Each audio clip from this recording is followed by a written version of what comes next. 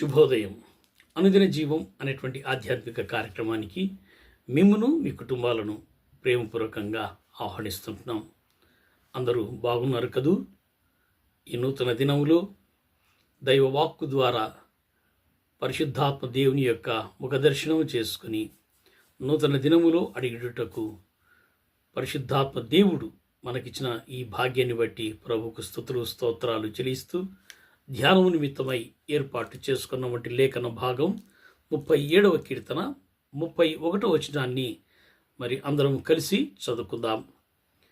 వారి దేవుని ధర్మశాస్త్రము వారి హృదయములో ఉన్నది, వారి అడుగులు జారవు.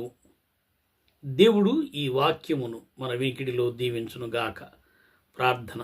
దయగల ప్రభు, కృపగల నాయన, మా జీవితంలో మీరు మాకు అనుగ్రహించిన ఈ దివ్యమైన భాగ్యాన్ని బట్టి వందనాలు ప్రభు. మీరిచ్చిన ఈ నూతన దినాన్ని బట్టి స్తుతి చెల్లిస్తూ మా ప్రభువా, మొదటి గడియలలోనే మీ ముఖ దర్శనం చేసుకొని ఈ లోకములో అడుగెడుతుండగా మీ వాక్కు చేత మమ్మను బలపరచుమని, మీ వాక్కు చేత మమ్మను స్థిరపరిచి మీ కొరకు సాక్షికరంగా నడిపించుమని యేసు దివ్యనామమున అడిగి వేడుకుంటున్నాము తండ్రి.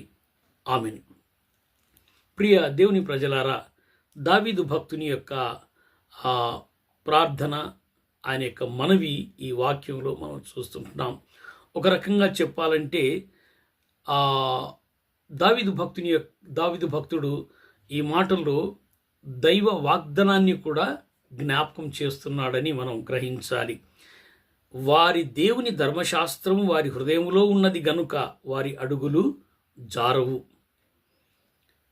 ధర్మశాస్త్రం ఎవరి హృదయములో అయితే ఉంటుందో వారి అడుగులు జారవు.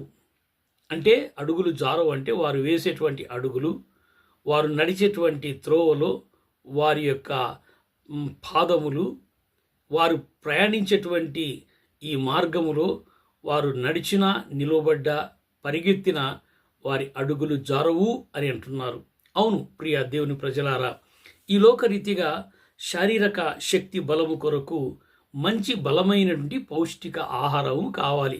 పరిగెత్తాలన్నా, స్పీడ్గా నడవాలన్నా మంచి పౌష్టికాహారం కాళ్లకు మంచి సత్తువ ఇస్తుంది. అదే రీతిగా మన విశ్వాస ప్రయాణంలో మనమందరము కూడా పరమ కానానుకు ప్రయాణం చేస్తున్నాం. ఈ ఆత్మీయ శక్తి కొరకు మనకు కావలసినది దేవుని వాక్యము, ధర్మశాస్త్రము. వారి దేవుని ధర్మశాస్త్రం వారి హృదయములో ఉన్నది, వారి అడుగులు జారవు. దేవుని యొక్క ధర్మశాస్త్రము, దేవుని యొక్క వాక్యము ఎవరి హృదయములో అయితే ఉంటుందో వారు ఆత్మీయంగా పడిపోరు అని దావీదు భక్తుడు ఈ సందేశాన్ని మనకు అనుగ్రహిస్తున్నారు. మనమందరం కూడా పరమ కానాను వైపు ప్రయాణిస్తున్నటువంటి మన జీవితాల్లో మన చేతులలో బైబిల్ ఉండాలి, ధర్మశాస్త్రమును మనం కలిగి ఉండాలి. మన హృదయములో మనం కలిగి ఉన్నప్పుడు మన ఆత్మీయ జీవితములో మన అడుగులు జారవు. అంతేకాకుండా పరిశుద్ధ గ్రంథమే మానవునికి మార్గదర్శి. అంత మాత్రమే కాకుండా యథార్థముగా సలహాలిచ్చు ఉత్తమమైనటువంటి స్నేహితుడు మన ప్రభువు, వాక్యమైనటువంటి దేవుడు.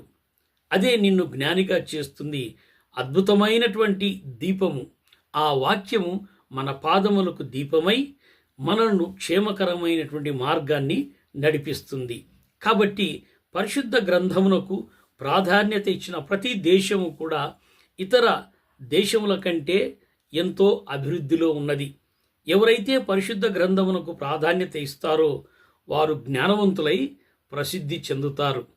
ఎవరైతే పరిశుద్ధ గ్రంథానికి మరి ప్రథమ స్థానం కాకుండా అధమ స్థానం ఇస్తారో ఆ యొక్క దేశాలు నాశనమైపోతాయి.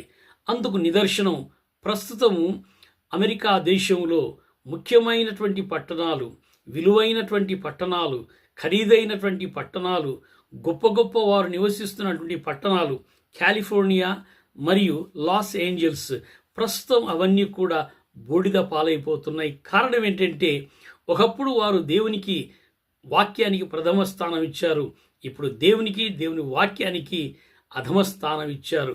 కాబట్టే ఆ దేశాలన్నీ కూడా ఆ అగ్నిలో ఆహుతి అయిపోతున్నాయి.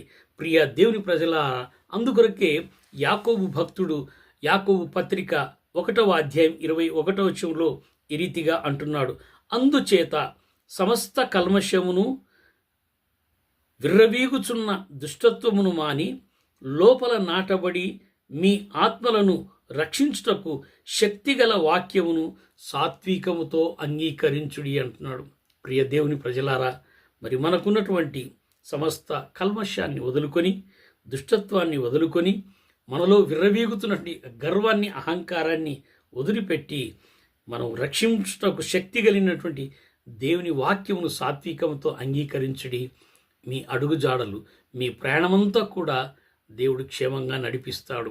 అట్టి ధన్యకరమైనటువంటి, ఆశీర్వాదకరమైనటువంటి జీవిత యాత్రలో, విశ్వాస యాత్రలో కొనసాగునట్లు పరిశుద్ధాత్మ దేవుడు సహాయం దయచేనుగాక. ఆమెన్. ప్రార్థన. దయగల ప్రభు, కృపగల నాయన, మీరు అనుగ్రహించిన దివ్యమైన వాక్కును బట్టి వందనాలు చెల్లిస్తున్నాం.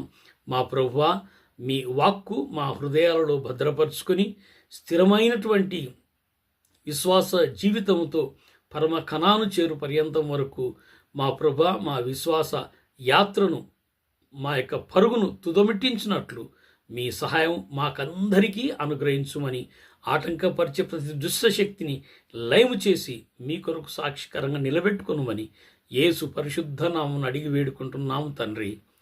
ఆమెన్.